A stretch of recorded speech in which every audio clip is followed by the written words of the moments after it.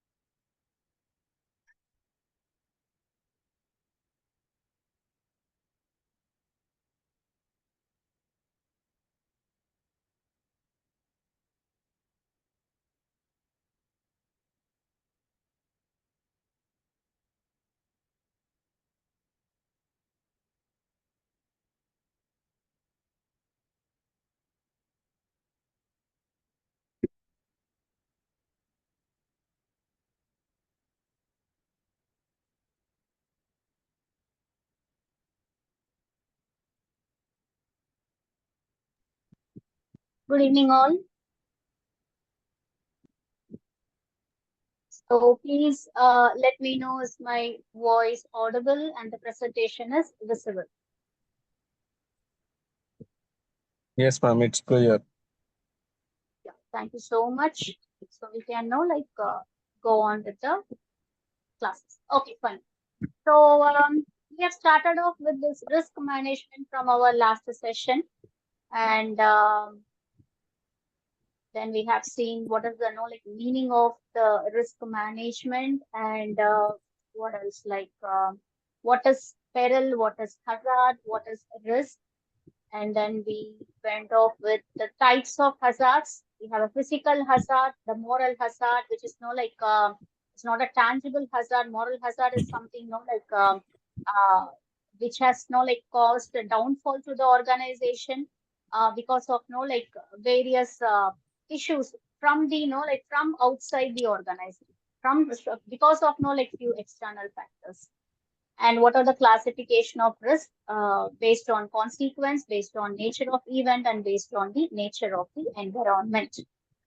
And under based on the consequence of risk, we have speculative risk and pure risk.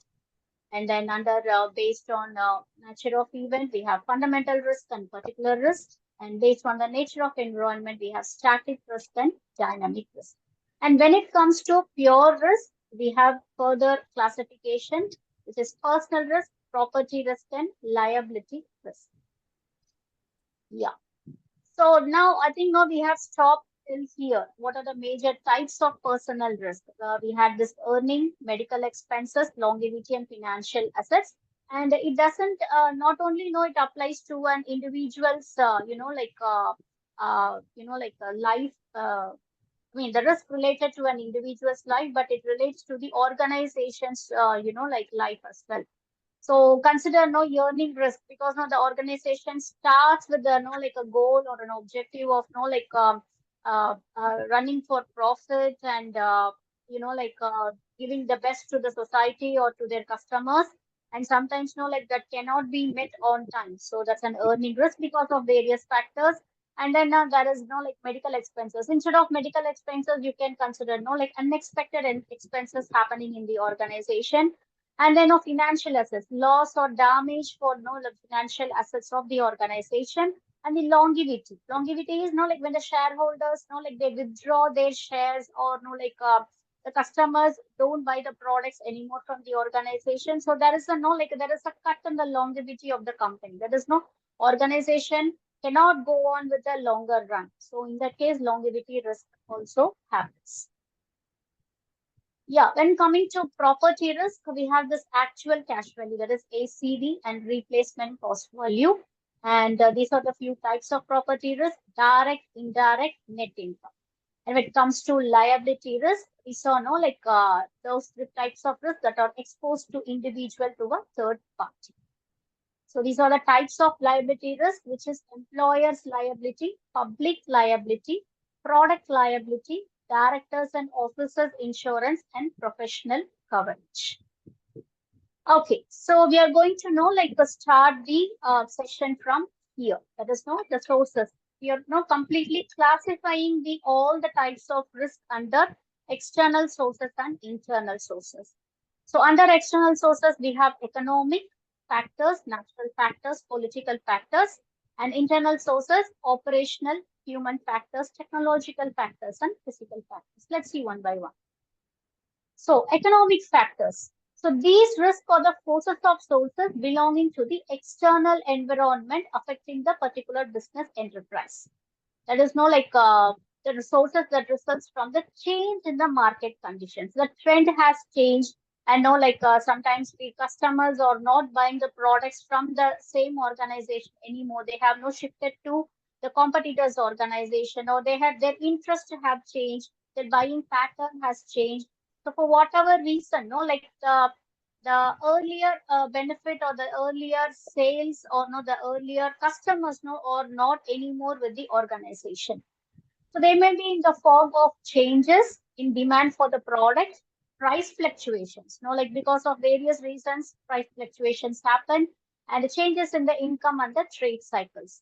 So this economic factor risk, external social risk, is also called as dynamic risk, which is less predictable because they do not appear at regular intervals.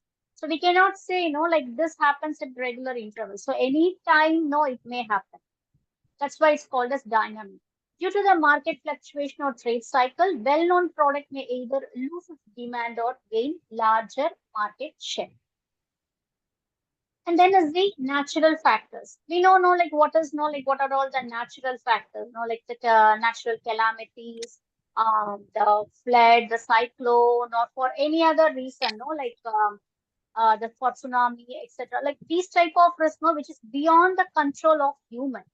So because of this, because of these unexpected events, the organization or a total industry may face some uncertainty or risk. For example, when the WTC crashed in US, the total market was down for few months.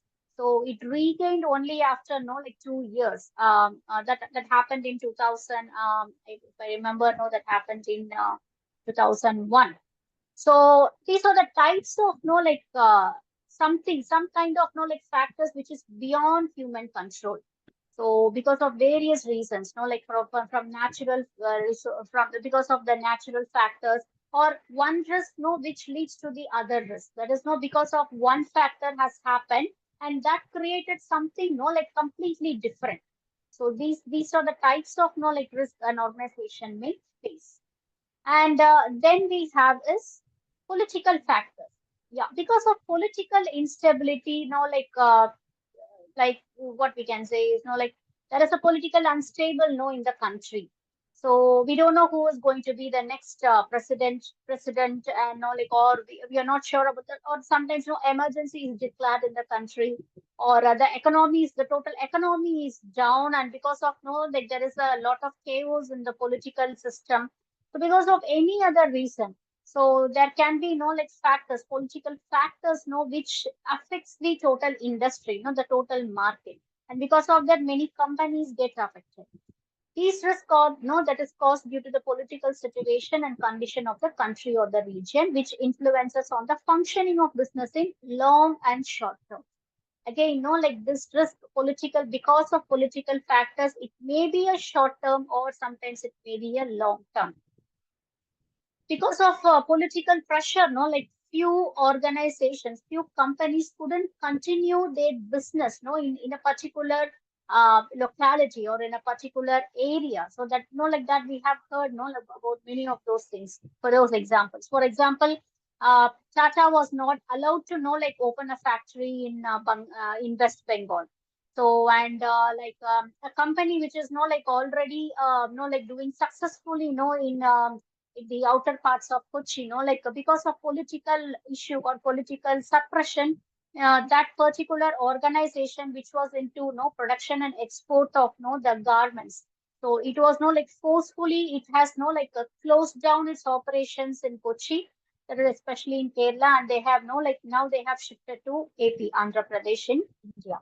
So because of various political factors, either a company and industry couldn't start their operations, or even if they have started, they couldn't run it for a longer time. So changes in the industrial policy and trade policy during the budget amendments hampers the business enterprise by increasing or decreasing the profit. Now the political result from the political changes in country because of communal violence or riots in the country, civil wars, changes in government policies and regulations also adversely affect the business enterprise. And recently we heard India was having a good import export business relationship with most of the the world countries, but there were some misinterpretations or misunderstanding between the diplomats of Indian government and the Canadian government. And because of that, the trade was ceased for some time. No, the trade was not happening, and the visa processings were not happening. It was halted for some time. So these are the few examples I can give to you. And then we have is internal sources. Let's see about what are all the internal sources. The first one being the operational factors.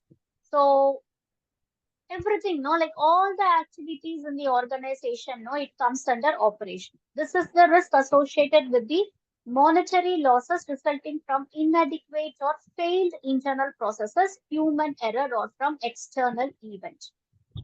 It can be, either there is no change. I mean, the management has not decided to getting adapt to the the new technology, or they may be following the same old conventional way of producing, marketing, and designing their products and services.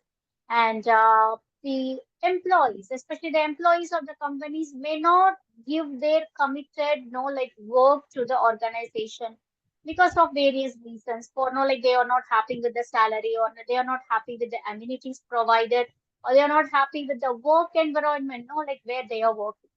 And no, because of that, there is no commitment no towards their work, and no, there is the activities no which usually happens no has to happen on a day-to-day basis in an organization. That's not happening. So this can be the reason of no operational failure in the organization.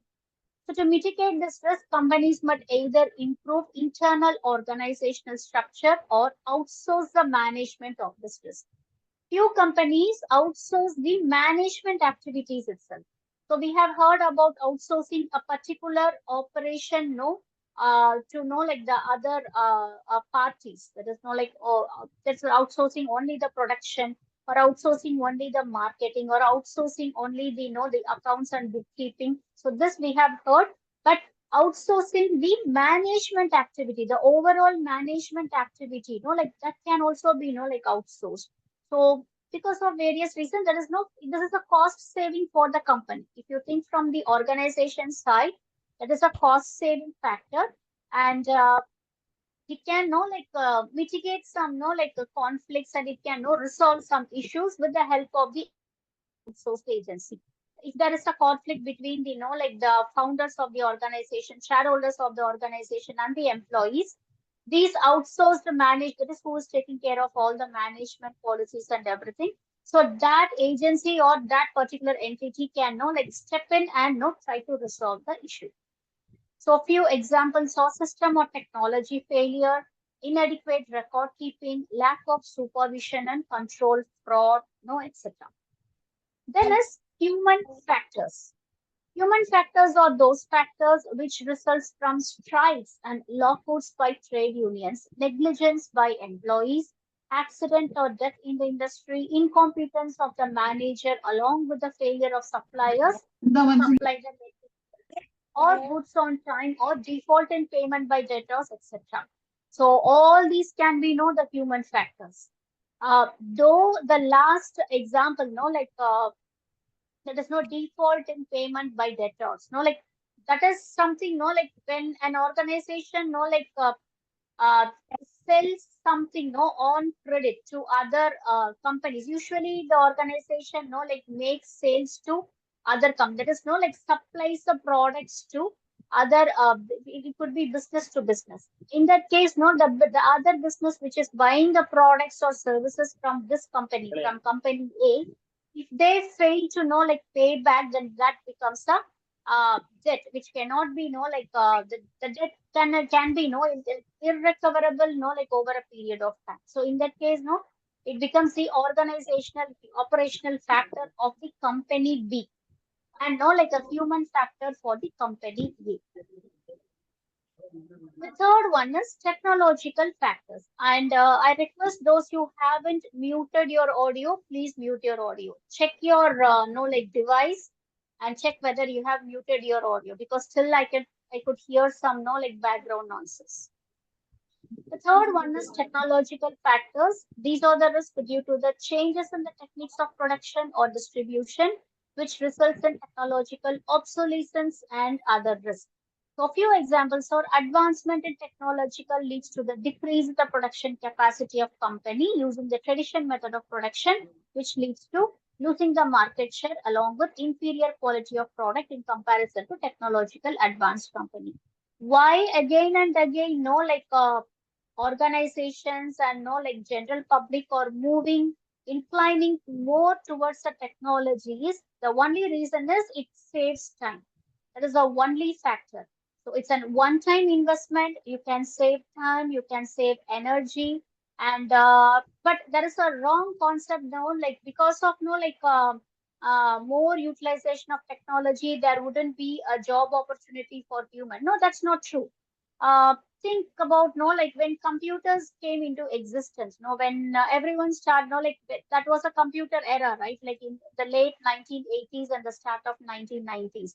So that was when the computers, the usage of computers, like it came into, came into the picture.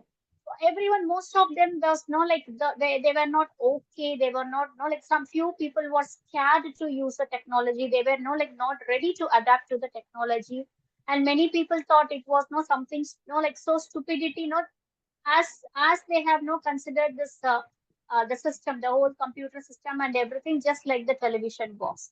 So they thought, no, the television box is a stupid thing, so the computer system is also a stupid thing. But now, like imagine, no one can be without like an internet. So on a day to day basis, like we need internet, we need mobile data for everything, for sending messages, for making calls, for like sending the files, receiving the files, for receiving messages. All the types of like professional and personal communication is through this technology only. So same applies for anything new which is being introduced in the technology. Let it be like IoT, Internet of Things, or let it be AI, artificial intelligence. So in the initial stages, there would be some kind of like a negligence, or there would be some kind of confusions. But after some time, when people start using it, there will be like it saves more like time and energy, and that's why like people and organizations like they are inclining towards usage of the technology. Okay, so now I want to like mention few names. Mr. Justin and Miss Tamal Selvi. Please mute your audio. Mr. Justin and Miss Tamal Selvi. Only Yes, if you ma'am. could mute your audio, I can continue. Otherwise, no, it's very difficult. Mr. Justin, are you there? Ma'am? Miss Tamal Selvi, are you there? Are you listening? Okay. Okay. Guys, I'm not like saying this again and again. Don't make me to know like repeat this, like every week. So please like follow these. These are the general guidelines, like not only for this session, anywhere you're into, any kind of online meeting, make sure you're muting your audio. Unless and otherwise, like you want to convey something, to the participants in the, like the web meeting or in the web, the sessions or anything else. So please make sure you're muting your audio. Okay. So the fourth one is the physical factors. So these factors which results in loss or damage to the property of the firm because of fire, because of theft, because of like the failure of machinery or equipments used in business, and because of the damage of damage caused to goods while it is in transit, that is while it is in the transportation. So because of many physical factors, there is there is a loss in the physical like components of the organization, the hardware components of the organization. So because of this, yes, the institution or the organization can face risk. So risk management. Now we are coming to the subject matter. So risk management. So as of now, we have seen like, what are all the types of risk and how it is being classified under various factors. Now, how to manage this risk? So it's the acceptance of responsibility for recognizing, identifying, and controlling the exposure to loss or injury which are created by the activities. I don't know why university is given here. Okay, so which by the activities. So again, now like go through the first line. It's the acceptance of responsibility. First, like something has happened, or you're speculating that like because a few things are out of control, so this kind of risk may happen in the future. Future in the sense, like maybe the next day, or by within a week's time, or within a month's time, or maybe within 6 months, or whatever. So nearby future. So this risk may happen. So accept the responsibility. So whatever is happening, few percentage of responsibility belongs to the organization as well, even though if it is a no like a natural factor. So the organization, the management of the company has to know make sure their buildings are secure, their buildings are safe, and workers are safe, and the workers has to be trained on in case of anything unexpected things happening. So how they have to safeguard themselves and how to use the physical components like fire extinguishers and how to safely use the exit way. So what is the best way or what is the immediate action they have to take if they have if you're facing something unexpected? Maybe say a heavy flood is happening or some kind of tsunami is coming. So obviously the workers, the employees, all the employees in the organization has to know what has to be done. If at all in case that has happened or is happening, how they have to safeguard themselves. So few responsibility, I mean a particular percentage of responsibility it lies on the organization, that is on the management as well, even though if it is a natural factor, the risk is caused by the natural factor. That's why they say acceptance of responsibility. The second one is, it is a process whereby the risk with greatest loss and greatest probability of occurrence are handled first, and the risk with low probability are handled in the descending order. So what we usually handle, not only in the professional life, even as a person, as an individual, we whatever we handle in our personal lives. So what things we focus on the first basis is something which is so big. So, imagine, there is a small risk and there is a, a big risk which you have, speculated. So, what we will concentrate more on is the bigger risk because, if that risk happens, we will be doomed. So that would be the case. If there is a small risk happening, we can manage. Somehow we can manage. But when there is a limited time available to us, obviously we will be focusing on the larger risk. We will try to avoid that risk or not try to minimize the risk. So same goes with the organization. So the greatest probability risk, those occurrences, those risks are handled first, and with the low probability are handled the next. So risk management is closely identified with the types of instruments that can be used to manage this. There are many ways to manage the risk that will be seen in the forthcoming topics. Risk management is the process by which various risk exposures are identified. So first you have to identify all the exposures. That is what are all could be the factors which may lead to the risk for your organization. Then is measure the risk. Measure whether it is a smaller risk with low probability or it's going to be a bigger risk with the greatest probability. Measure the risk and control. That is you have to go with all the control measures to minimize the risk. Either the risk shouldn't happen or even if it is going to happen, it should be very minimum, which doesn't cause a greater damage to the organization as well as to its assets and as well as to its employees. So it is a systematic applications of principles, approach and process to the tasks of identifying and assessing the risk and planning the responses. It's a systematic approach, that is the first point, and it's a systematic application of principles. So it has few principles and approaches, and the task of identifying and assessing the risk. There are many tasks to identify and assess the risk. So the organization has to know first identify those tasks and assess the risk and then plan the responses. Now, process of how to go with the process. So first one is establishing the context. That is first go with the framework. So identification of risk. It all starts with the identification and then framing the risk framework. First, all the frameworks couldn't be the same for all the organization. So everyone, each of the organization, they go on with having their own way of frameworking the risk. So few organizations may concentrate on the smaller risk on the first basis, because they have to run the organization on the day-to-day basis. And then when the smaller things are settled down, now they are free and they can focus on the bigger problem.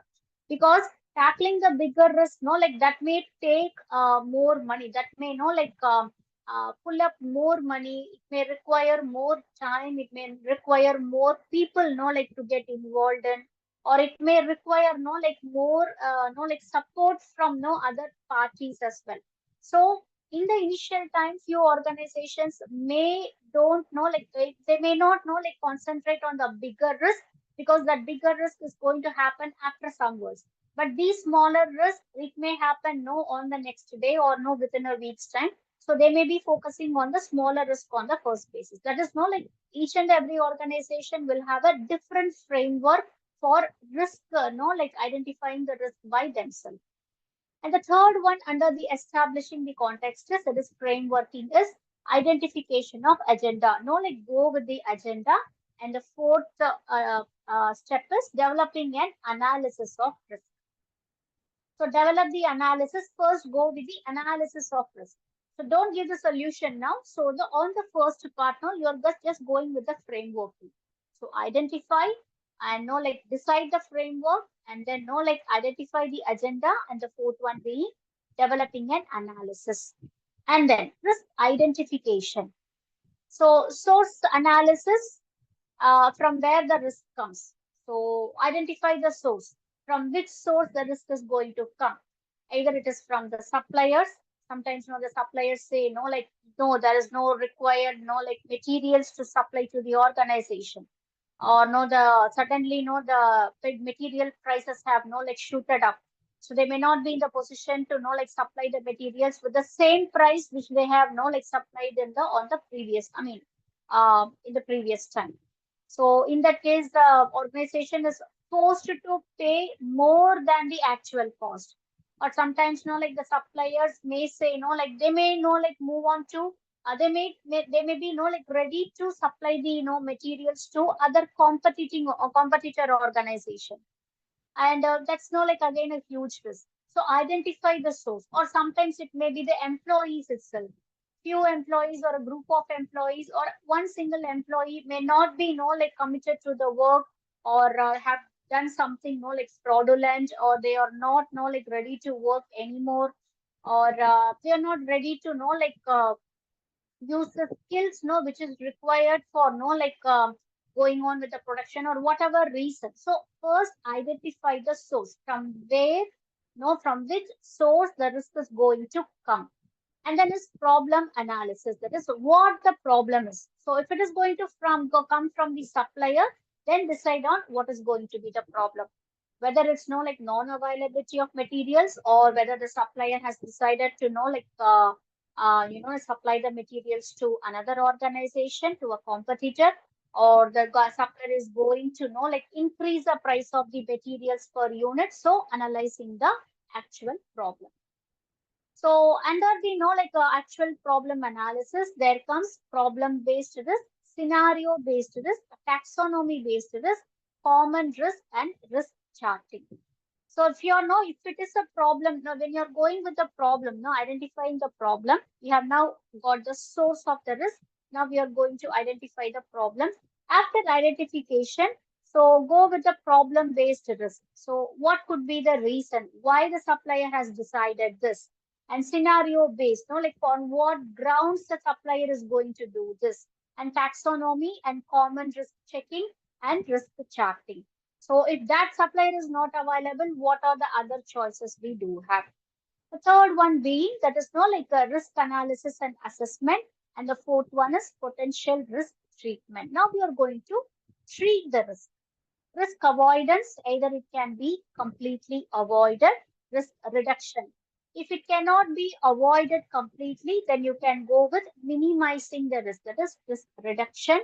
Risk sharing, so how an organization would share the risk? Maybe it can speak with the employees, or management can speak with the employees, or the founder of the organization can speak with the shareholders, and they may, or it may like ask the potential investors like to go on with investing in the company, so that the risk will not be faced in the future. They can completely avoid the risk in the future. So in this way like they can share the risk, or informing well in advance to the the auditing team, or to the law, or getting help from the the government, so that the risk is either avoided, or at least it is being reduced. So in this way, the risk can be shared. Then risk retention. So there are few methods of risk management. First is identify the threat, assess the degree of critical assets to specific threats, identify the risk. Let us first go with the highest level of threats. Threat is nothing but the risk. Identify the ways to reduce the risk, and then identify the risk reduction measurement based on strategies. Finally, you're going with the strategy. So identify the threat, that is identify the risk on the first basis. The second method, that is the second step, is assess the degree of critical assets to specific threats. So critical assets, like go on with like assessing that. And the third one is that is safeguarding. Assessing is like when the risk happens, before that happens, like you have to safeguard few things.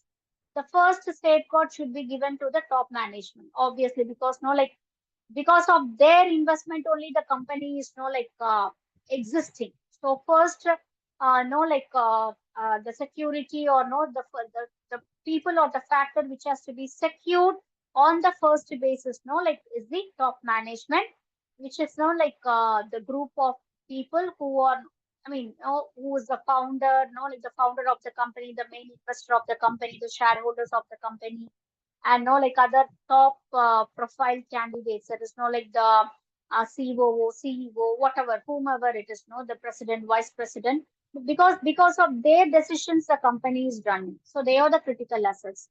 And then go with the other assets. The third one is identify the risk. That is the first, go with the highest level of risk.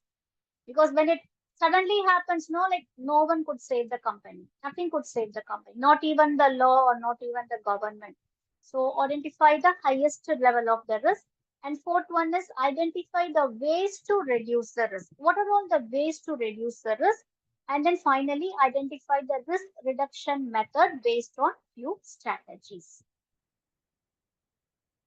So why there is a need for risk management? So obviously we know, to ensure management of risk is consistent and supports the achievement of strategies and corporate objectives, in order to safeguard the company from like dissolvency, or in order to safeguard the top management from from loss, or whatever it is, like, so we need to have like a risk management strategy.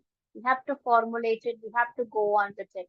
Then provide high quality customer service. So only when that's the organization service, it can provide like quality service to the customer. And then is minimize the human cost of risk.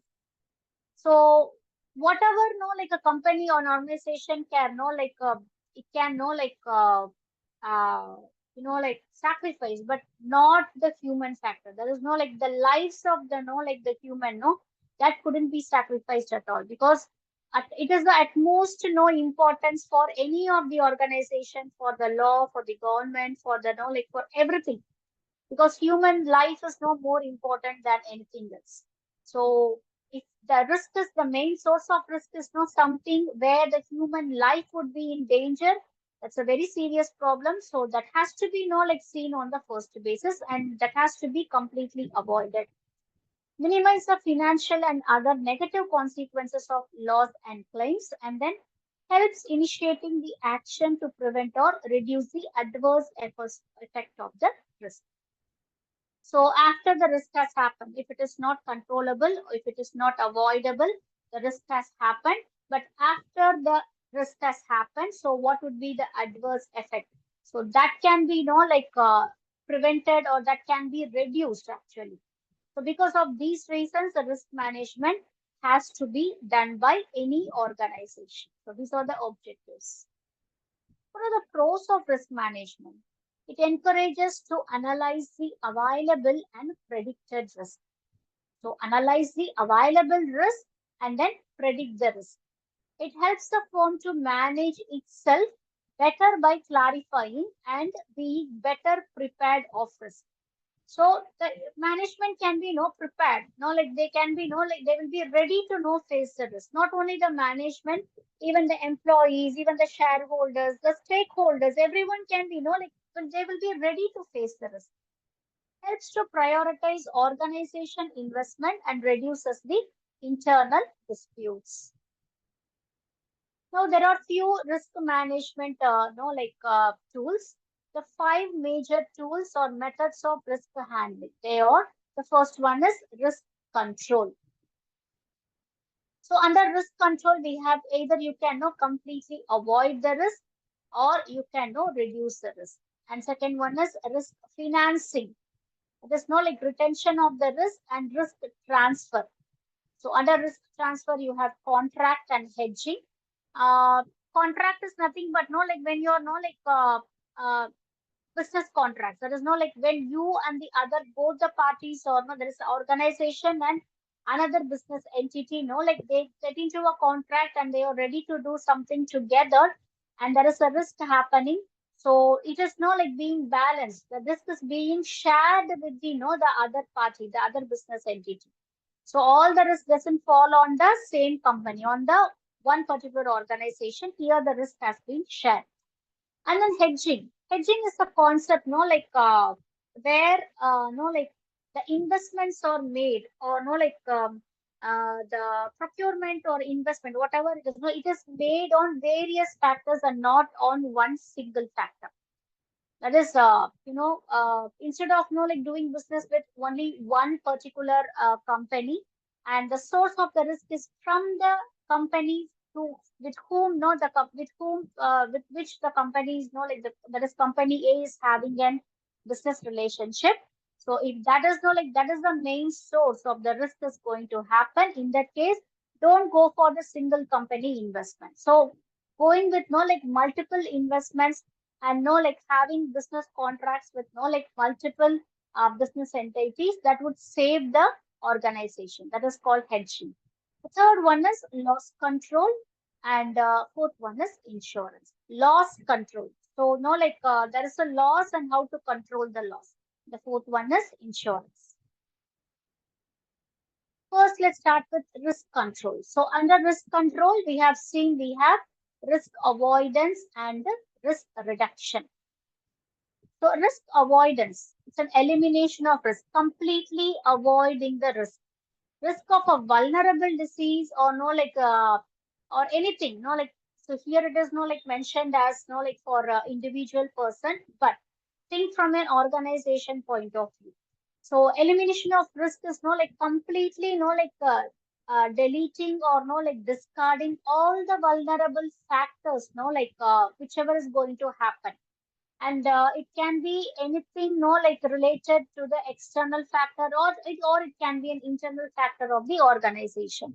It can be from its own employees, or it can be from the customers, or it can be from the own management or from the shareholders, or it can be from the government, whatever it is. Though it can be either an external factor or an internal factor, you can completely avoid the risk. Second one is risk reduction. That is you can't control the risk. Anyhow, it's going to happen. It is not in your control, but you can minimize the risk. You can reduce the risk which is going to happen by taking few strategies and following it. So in this, the hazards can be the source of the risk and mitigated by taking certain measures or actions. Then is risk financing. So risk retention and risk transfer. We have two types. So risk retention, what is it? It is another tool for risk management where the risk or known or unknown nature is retained by the risk takers knowingly or unknowingly, or considers it less risky or doesn't have an idea of the risk. So speeding of the vehicles, smoking cigarettes are not examples of the risk retention. So it can be controlled, right? It can be retented. So these are few scenarios, or not from the company's point of side. You think about it. So we never know like this is going to happen in the company for the next 24 hours, or it's going to be happening, like within a month's time. So that can be completely avoided. So it's another tool for risk management. Then it's risk transfer. This we know either through contract or by hedging. You can go for risk transfer. So it's a most widely preferred risk management tool where risk is managed by transferring to the non-insurance holder. So under risk transfer, we have contract and hedging. Contract is nothing but it can be transferred through contract by purchasing the warranty period of goods or items, but the risk transferred from the buyer to the manufacturer of the items. Consider this scenario. The product, like it's in the transit. That is, the seller has is selling the product. The buyer has agreed to receive the product from the other end. The payment is not done. No advance payment is done. So only after the products is received by the buyer, then the buyer would be paying making the payment for the goods which the buyer is going to receive. Now the goods are in transit, and now something has happened. Like a damage or a theft has happened to the products which is in the transit. Now who is going to bear the risk? So in the contract, if it is mentioned, like whoever has taken the insurance for the product. In few cases, it can be the seller, or few cases it can be the buyer. Whoever takes the responsibility for taking insurance on the product, so they will bear the risk, and the insurance money goes to them according to the contract. So in this case, the risk is transferred or it's being shared. Second one is hedging. It's another risk management tool mostly used in the stock market where price varies on the regular basis. So in this, the price or rate is fixed between the parties on the signing date of the agreement and remains fixed for the future date. So hedging is so simple. It's nothing but consider you have a lump sum, or you're drawing a salary on a monthly basis, and you're planning to invest a percentage of your salary or a percentage of or the lump sum in something which can give you a good returns in the future. So instead of investing all your lump sum in one particular fund, or instead of investing a portion of your salary in one particular investment, you are dividing the lump sum into few parts. Say like for example, if you're having a lump sum of 1 lakh, you're dividing everything into 20,000 plus 20 plus 30 plus another say 20, yeah, another 30. So in this way, you have divided, you have the whole lump sum you have divided, and the 20,000 you're investing in stock market, 20,000 you're investing in say maybe in gold investment, and the 30,000 you're investing, you are paying for insurance, and another 30,000 you have invested in some other some kind of investment. Say for example LIC, or kind of insurance, personal insurance. So in this way, this is called hedging. Why hedging is done? Because even if one factor turns you down, say for example, stock market turns you down, so the risk you face is only 20%, because you have invested only 20,000. So Baki, that other investment, that is very safe. There is the investment you have done in gold, the investment you have done in insurance, and the other investment you have done in another investment. So all these are very safe. Only that this stock market has turned you down. Or imagine the gold rate has suddenly it came down. So now other investments are safe, but only the investment which you have done in the gold, so only that has turned you down. So in either of these cases, the percentage of risk you are going to face or you're facing is very minimal. So this is why hedging is made. So hedging is usually we do it in while investing in stock market as well. Third one is loss control. Okay, so the loss has happened. So how to control the loss? Or you're speculating a loss, how to control the loss? It's also known as loss prevention or loss reduction, which reduces the probability of risk that minimizes the loss. Loss prevention involves identifying the factors causing the loss, assessing the factors, and eliminating or minimizing the factors. So speeding and driving increases the accidents. We all know that. So not driving after drinking is a method of prevention of loss from being occurred while driving. Slowly after drinking reduces the magnitude of the loss. So not driving at all after drinking. So that is the prevention of loss. But on the other hand, driving very slowly after drinking that reduces the loss. It doesn't avoid the loss, but it reduces the loss. So same applies in business scenario. And the fourth one is insurance. It is the most widely used tools by people, businesses, and organizations where the pure risk is transferred to insurance company by paying a certain amount of premium in exchange for a possible loss. Now, almost all the organizations take insurance for their their business, even if it is a small business unit, so they go with the insurance. Why? Because in this way you can share the risk or transfer the risk. They will not be paying whatever loss you have faced. Not all the loss you have faced. They will not be able to compensate all the loss you have faced, but at least to a certain extent they would compensate your loss. Say for example, I have bought I have bought a say a car, or our organization has bought a vehicle, a truck, or a delivery vehicle, and it has now purchased the vehicle for say 8 lakhs. Now after some time the vehicle has the company has made took up an insurance for the vehicle. Now the vehicle has met an accident, and that vehicle is no more it's going to be used at all, because no damage is so severe. Now the company, that is the insurance company, can compensate the loss for the vehicle. So only that portion, no, they can compensate. But the other investment what the organization has made on the vehicle, that is, no, they might have installed a GPS system. They might have I mean, few goods they would have sent along with the the vehicle, or the driver may have been seriously injured, or may have died on the spot. Any reason, no, so those things cannot be compensated by the insurance company, even though if the insurance is not taken for the particular a thing or for a person.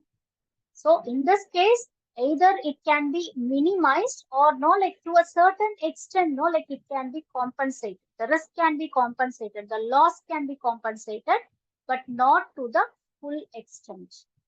An insurance company can pay the loss because it pools the premium collected and invests to the same to pay the few who will have the significant losses.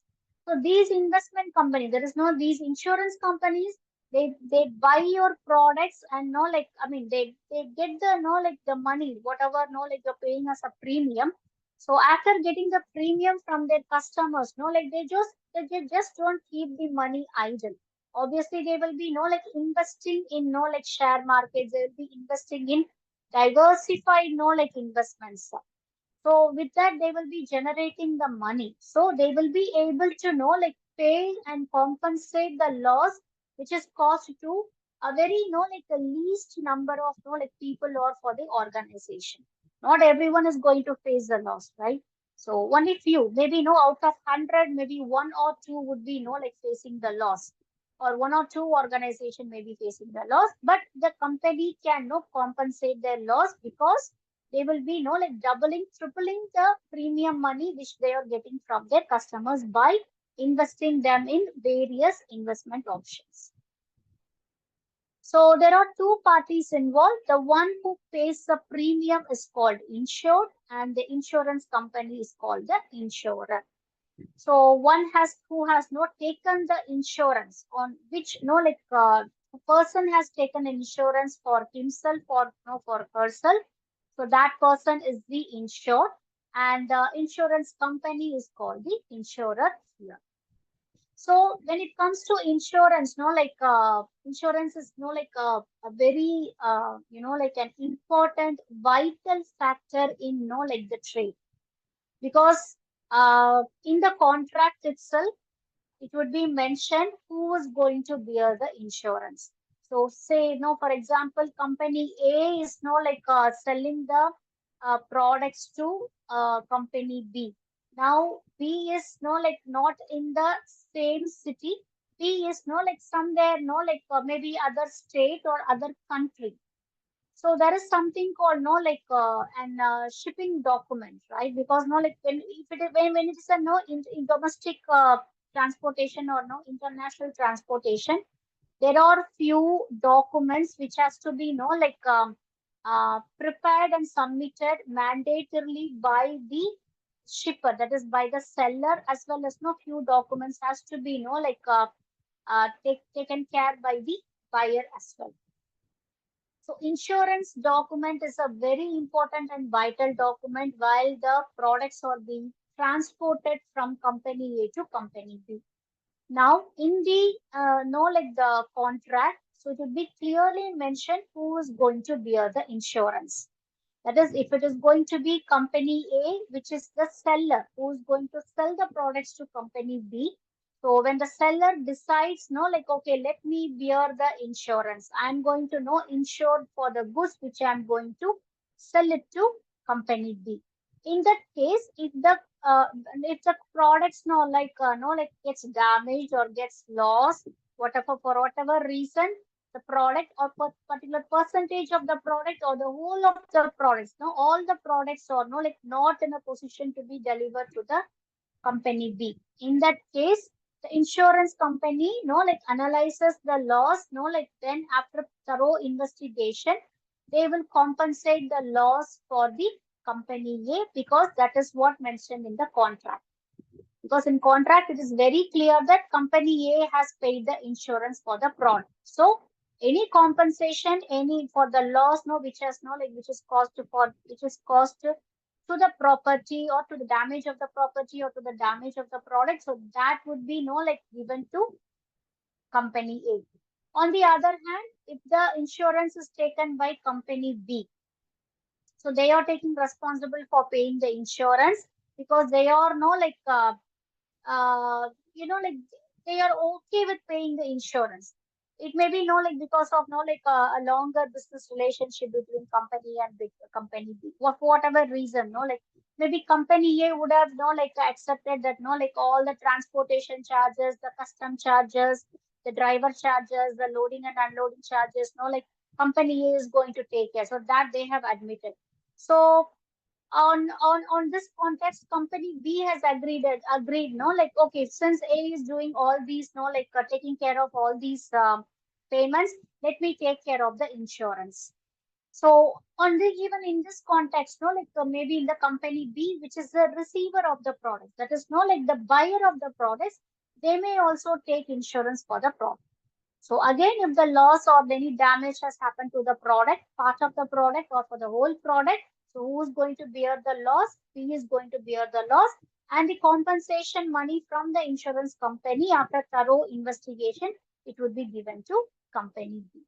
So insurance plays a very, a vital factor, especially in trade, and it is more given more importance when, especially when the products are being transited, that is transported from one city to other city or from one state to another state, or when international shipments are happening, insurance is a must. So without insurance, no products, no bulk products will be transferred from one country to the other country. And any product which is not insured will not be acceptable by the customs itself. They won't allow the products to to get transferred, because in case of any loss during the transportation, so there will be a big dispute between these parties, between these two companies, who is going to bear the risk. So in that case, to safeguard the companies, to safeguard the parties who are involved in the trade, So insurance is a mandatory factor, while like when products are being shipped from one country to another country, when international transportation, international trade is happening. So we will stop here. The rest, we will see in the next session. If you have any doubts, you can like stay back and ask. I'll be here for 2 to 3 more minutes, or you can leave the session. We will meet next week. Thank you, ma'am. Yeah, yes, thank you. Thank you.